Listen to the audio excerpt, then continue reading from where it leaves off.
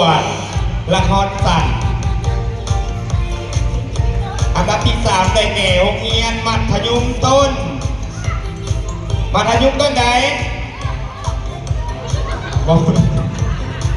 บอกถ้ากองเชียร์กับมีบอลเดอร์โมเมนโนเย็นต่อยเด้อลำดับ3ได้แก่โรงเรียนมัธยมต้นจีนจุนติด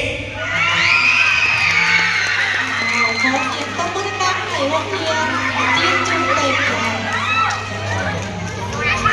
และตอนนี้จะได้ประกาศผล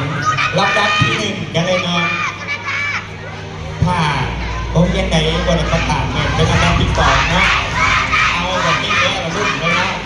ขอกองเชียร์ทีมโรงเรียนไหนโรงเรียนนั่นเองโรงเรียนนั่นเองตอนนี้เขาเล่ารุ่นสองโรงเรียนได้เลยสำหรับโรงเรียนที่ได้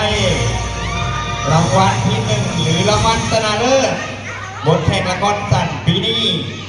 ได้แก่โรงเรียนมัธยมต้น